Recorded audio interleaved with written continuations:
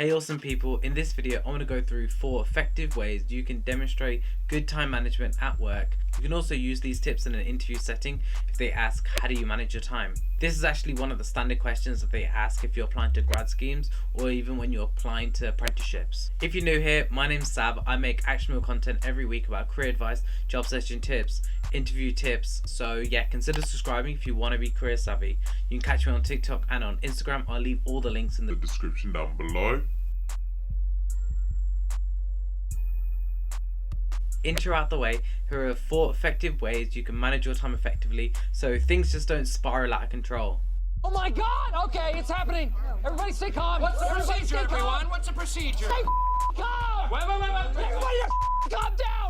Number 1, make multiple lists.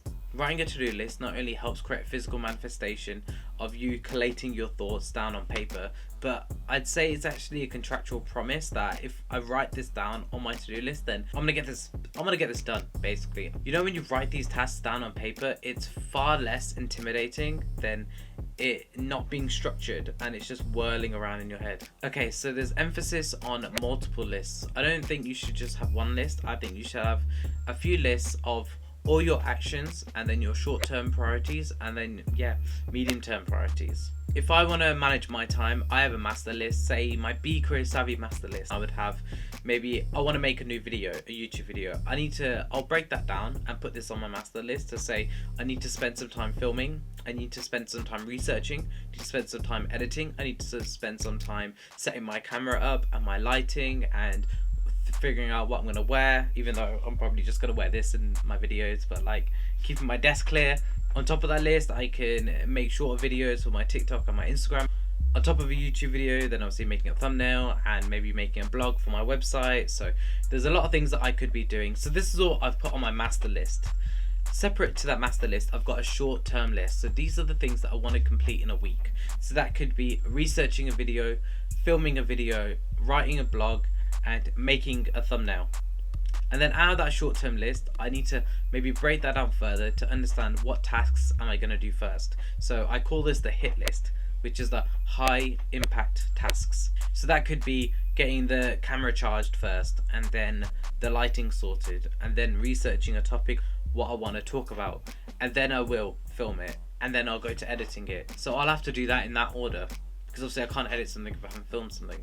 So every day I want to be seeing items that I move to my master list, to my weekly list, to my hit list, and just ticking off my hit lists one at a time. Prioritizing effectively, I can't stress this enough. This is really, really key in order for you to effectively manage your time. You need to prioritize effectively. It's a great skill to cultivate. If you're swamped and you're just looking at your list and you're like, oh man, this is a lot of tasks, then prioritizing effectively will help you understand which tasks are urgent, that needs to be done first, and which tasks are in your power to do like right now. So that's what I mean about writing multiple lists, because if you have a hit list, then you know in your brain that these are the tasks that I'm going to do straight away. These are the tasks that I'm going to bang out first, and then I can move to my weekly list or move other things into your hit list. Okay, so you keep your hit list small, but you know those are the priorities. And if you're at work, then what you need to do is actually examine your deadlines. When is that due? If it's Monday today and it's due on Wednesday morning, then yeah, I'd say that you need to spend some time getting that done rather than doing the stuff that's due on Friday. It's literally impossible for anyone to do a good job without planning and prioritizing effectively. My third tip might be a strange one, but logging your time, having a personal calendar and actually logging in as a little diary of what you do hour by hour. Do you really think about the time that you're currently spending on a daily basis? There are plenty of time management apps that you could use to actually track what you do on a regular basis. By discovering what your week really looks like, then you can determine what are the first steps of truly making the most out of your time.